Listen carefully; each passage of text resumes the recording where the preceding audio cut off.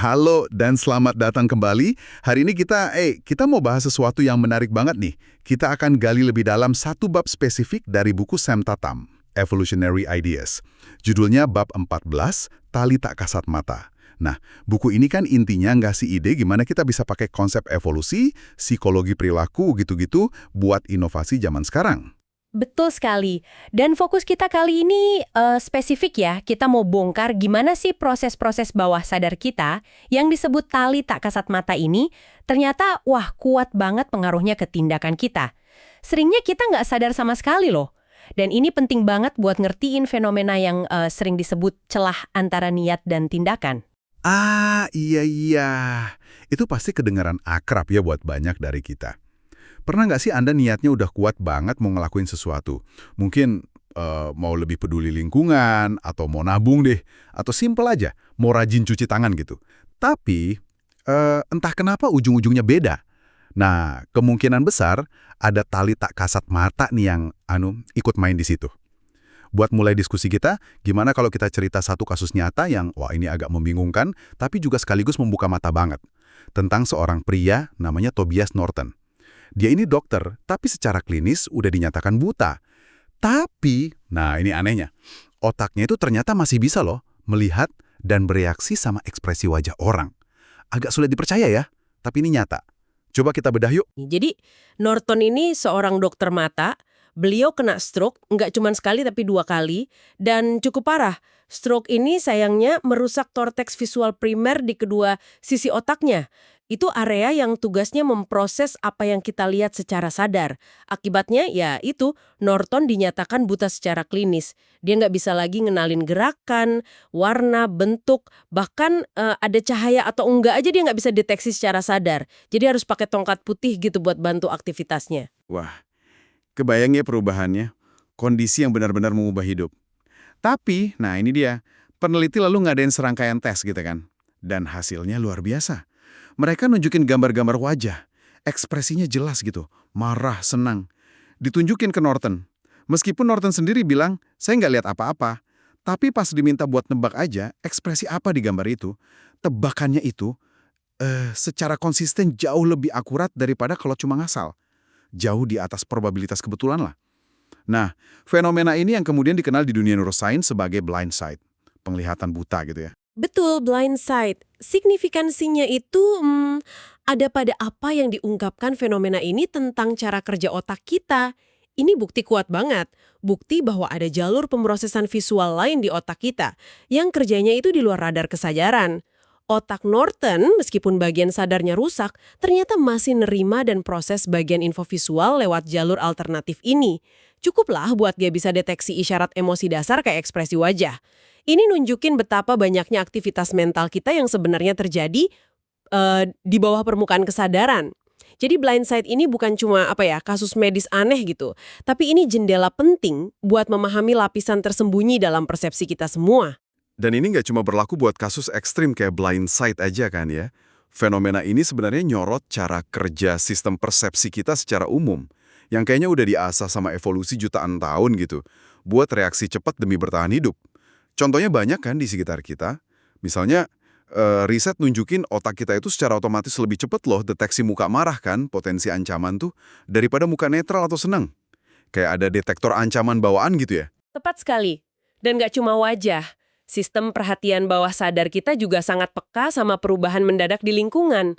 Coba Anda bayangin, lagi jalan santai di taman, tiba-tiba gitu ada gerakan cepat, nggak terduga di sudut mata. Pasti langsung kaget waspada kan? Itu terjadi sebelum Anda sempat mikir secara sadar, itu anjing galak lepas, atau itu cuma daun kering ketipu angin. Reaksi otomatis dan cepat ini yaitu warisan evolusi kita. Prioritasnya keselamatan dulu, baru identifikasi sadar yang lebih lambat. Ada lagi contoh menarik di buku ini soal gimana kita secara naluriah lebih cepat deteksi hewan daripada benda mati. Misalnya, kalau diliatin sekilas gambar gajah sama gambar cangkir, kemungkinan besar otak kita ngeh sama gajahnya duluan, sedikit lebih cepat. Masuk akal sih kalau dari sudut pandang evolusi ya, kenal hewan lain, mau itu predator, mangsa, atau sesama, kan jauh lebih penting buat survive di zaman dulu daripada ngenalin gelas atau cangkir. Nah, semua contoh ini, deteksi ancaman, peka sama perubahan, fokus ke makhluk hidup ya, ini nunjukin kalau sistem persepsi kita itu bukan perekam pasif aja. Dia sistem aktif yang terus-menerus mendai lingkungan, nyari isyarat-isyarat penting, seringnya di bawah ambang sadar kita. Dan ini bukan bug atau kesalahan sistem loh ya, ini fitur adaptif yang luar biasa efisien. Reaksi cepat ini penting banget buat keselamatan, buat ambil keputusan instan, seringnya mendahului kesadaran penuh atau bahkan nggak perlu kesadaran sama sekali. Nah ini kan jadi nimbulin pertanyaan lanjutan yang krusial ya. Seberapa banyak sih sebenarnya keputusan dan tindakan kita sehari-hari yang digerakin sama proses otomatis dan bawah sadar ini? Pertanyaan bagus banget. Dan ini nyambung langsung ke inti masalah kedua yang dibahas di bab ini. Konsep yang dikenal sebagai intention-action gap. Atau celah antara niat dan tindakan. Kita semua pasti pernah ngalamin ini. Kita punya niat, tulus, rasional, alasannya kuat. Misalnya kita tahu banget kenapa harus kurangin gula, atau kenapa penting olahraga rutin, atau kenapa pengen lebih sabar sama anak. Niatnya ada, jelas, dari pertimbangan sadar. Tapi terus, pas kejadiannya, beda cerita. Kue manis itu tetap aja kelihatan enak banget, sofa kok rasanya lebih manggil daripada sepatu lari, dan sabar itu kok rasanya nguap gitu aja pas anak mulai rewel. Kenapa ya celah ini sering banget terjadi? Ini fenomena yang menarik buat dikupas lebih dalam nih. Penjelasan yang sering dipakai dan ini dipopulerkan oleh Daniel Kahneman ya, itu berkaitan dengan dua mode berpikir di otak kita, sistem 1 dan sistem 2. Sistem 2 itu bagian pikiran kita yang sadar, rasional, kerjanya lambat, perlu usaha. Ini si penunggang lah istilahnya, yang nentuin niat, bikin rencana. Nah, sementara itu, sistem 1 itu bagian yang otomatis, cepat, intuitif, emosional, kerjanya di bawah sadar. Ini si gajah yang kuat, yang seringnya jalan sendiri aja ngikutin kebiasaan, naluri, sama isyarat lingkungan. Celah antara niat dan tindakan ini seringnya muncul karena, yaitu, meskipun niat kita dibentuk sama sistem 2 si penunggang, tindakan nyata kita pas momen penting itu sering banget lebih dipengaruhi sama sistem 1 si gajah. Oh, oke. Jadi, tali tak kasat mata yang jadi judul bab ini, itu sebenarnya pemicu-pemicu halus gitu ya, yang narik si gajah, sistem 1 kita, dan seringnya ngabaikan perintah dari si penunggang sistem 2 gitu ya maksudnya. Nah, persis. Pemicu ini bisa macam-macam. Bisa kebiasaan lama yang susah diubah, bisa godaan instan di sekitar kita, kayak lihat display makanan enak di kasir. Bisa juga respons emosional otomatis, kayak rasa males, takut, nyaman, atau bahkan cara info disajikan ke kita. Si gajah ini cenderung ngikutin jalur yang paling gampang, paling akrab, atau paling memuaskan saat itu juga. Nggak peduli si penunggang rencananya apa. Contoh klasik nih. Kita semua tahu pentingnya nabung buat masa depan, ya kan? Itu niat sistem 2. Tapi pas ada diskon gede buat barang yang kita pengen sekarang, nah itu kan pemicu lingkungan plus godaan instan buat sistem 1. Seringnya si gajah kepuasan jangka pendek ini yang menang. Wah, ini pemahaman penting banget. Berarti pesan utama bab ini tuh, niat baik aja, sepenting apapun itu, seringkali nggak cukup buat bikin tindakan yang konsisten ya. Kuncinya justru di gimana cara memicu tindakan itu sendiri, terutama pas saat-saat kritis ketika sistem 1 ngambil alih. Terus artinya apa dong buat kita? Kalau gitu, kalau kita mau dorong suatu perilaku, mau itu di diri sendiri atau orang lain, kita nggak bisa cuma ngandelin bujukan rasional atau motivasi niat aja. Kita perlu paham dan mungkin secara strategis malah gunain pemicu-pemicu tindakan bawah sadar ini, si tali tak kasat mata itu. Bener nggak? Anda nangkep esensinya dengan sangat baik. Betul sekali. Dan pemahaman inilah yang jadi fondasi buat kontradiksi ketiga yang dibahas lebih lanjut di buku Evolutionary Ideas, yaitu gagasan tentang memicu tindakan tanpa memaksa respons. Bab 14 ini, dengan ngejelasin kekuatan proses bawah sadar lewat contoh kayak blind sight, terus ngebahas celah niat tindakan, sebenarnya lagi bangun argumen. Argumen kenapa pendekatan yang lebih halus ini seringkali lebih efektif. Daripada nyoba maksa si gajah pakai argumen rasional yang capek dan sering gagal, atau malah ngedorongnya kekerasan yang bisa bikin reactance atau penolakan, itu dibahas di bab lain ya. Pendekatan ini fokusnya ke cara nyenggol atau nudge si gajah secara lembut ke arah yang kita mau dengan memanfaatin jalur bawah sadarnya. Buku ini pakai analogi yang bagus ya tentang meal terakhir. Seringkali kan banyak usaha, sumber daya, energi, itu dikeluarin di tahap awal perubahan perilaku. Kayak bangun kesadaran, bikin strategi, kampanye besar-besaran gitu. Tapi semua itu bisa sia-sia kalau kita gagal di mil terakhir. Pas momen krusial ketika orang harus benar-benar ngelakuin tindakan yang diharapkan itu. Nah, disinilah pemahaman soal tali tak kasat mata jadi penting banget. Ini tentang gimana caranya ngejembatanin jurang antara sekedar tahu apa yang harus dilakuin sama benar-benar ngelakuinnya. Ini nih bagian yang sangat menarik. Gimana caranya kita bisa secara praktis narik tali ini? Nah, disinilah pentingnya kita ngerti posisi bab 14 dalam struktur buku ini.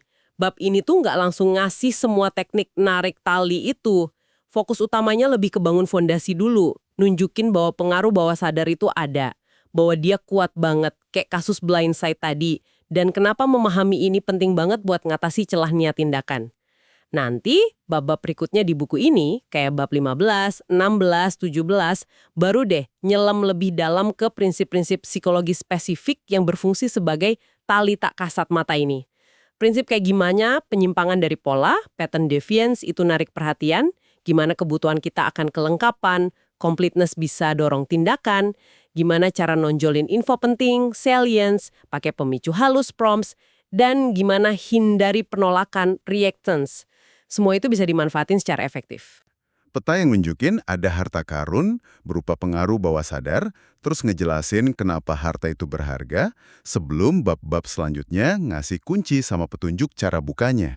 Analogi yang bagus. Iya, kira-kira begitu. Bab 14 ini nyiapin panggungnya, nunjukin keberadaan dan kekuatan medan gaya bawah sadar yang ngebentuk perilaku kita. Dia meyakinkan kita bahwa ada sesuatu yang penting nih buat dipelajari di sini, sebelum kita masuk ke mekanisme spesifiknya. Pemahaman fundamental ini aja udah berharga banget sih menurut saya. Tak kasat mata ini. Intinya sih, tindakan kita sehari-hari itu ternyata nggak cuma hasil dari niat sadar dan rasional kita aja. Ada kekuatan gede dari proses bawah sadar, si tali tak kasat mata ini, yang terus-terusan narik kita. Contoh ekstrimnya ya fenomena blindside pada Tobias Norton tadi. Mengakui adanya dan kuatnya pengaruh ini, terus ngerti gimana dia bikin celah antara niat dan tindakan, itu langkah pertama yang penting banget kalau kita mau lebih efektif bentuk perilaku. Mau itu perilaku diri sendiri atau orang lain. Dan relevansi pemahaman ini benar-benar luas loh. Ini bukan cuma teori psikologi yang keren aja, tapi wawasan yang sangat praktis. Bisa diterapin di desain produk dan layanan biar lebih intuitif, bisa buat rancang komunikasi pemasaran yang lebih ngena, bisa buat nyusun kebijakan publik yang dorong perilaku positif, sampai ke upaya pengembangan diri kita sendiri. Misalnya, buat ngatasi kebiasaan buruk atau bangun kebiasaan baik. Pesannya itu, coba deh kerja selaras sama cara kerja alami otak dan psikologi evolusioner kita. Akui aja kalau si gajah, sistem 1 itu sering lebih dominan. Daripada terus-terusan ngelawan dia cuma pakai kekuatan tekad si penunggang sistem 2 doang. Nah, sekarang ngupin sedikit refleksi buat Anda yang lagi dengerin nih. Coba deh ingat-ingat lagi, beberapa waktu terakhir. Ada nggak sih saat-saat di mana Anda sadar, wah, tindakan saya kok nggak sejalan ya sama niat awal? Mungkin niatnya mau tidur lebih awal, malah keterusan scroll media sosial. Atau udah janji sama diri sendiri nggak bakal marah, tapi akhirnya kepancing juga emosinya. Coba deh direnungkan, tali tak kasat mata apa ya kira-kira yang berperan waktu itu? Apa pemicu di lingkungan Anda, sesuatu yang Anda lihat atau dengar? Apa itu kebiasaan yang udah nempel banget? Atau mungkin respons emosional otomatis yang muncul gitu aja? Mengenali tali-tali ini dalam pengalaman Anda sendiri, itu langkah awal yang bagus buat memahaminya. Dan sebagai pemikiran penutup ya, mari kita balik lagi sebentar ke kisah Tobias Norton. Otaknya itu bisa bereaksi ke isyarat emosional visual secara nggak sadar. Padahal dia nggak bisa melihat secara sadar. Ini kan jadi munculin pertanyaan yang cukup provokatif ya. Seberapa sering elemen-elemen di lingkungan kita yang nggak kita perhatiin secara sadar, mungkin desain halus di aplikasi yang sering Anda pakai, penempatan produk di supermarket, pilihan kata di berita, atau bahkan musik latar di toko, secara diam-diam itu mempengaruhi mood Anda, pilihan Anda, dan tindakan Anda setiap hari. Tali tak kasat mata apalagi ya yang mungkin lagi bekerja ngebentuk keputusan Anda saat ini tanpa Anda sadari sepenuhnya. Pertanyaan yang menarik banget buat dibawa pulang dan direnungkan. Dengan ini, pembahasan kita tentang bab 14 dari Evolutionary Ideas sampai di sini dulu ya. Terima kasih banyak sudah menyimak, sampai jumpa di pembahasan kita berikutnya.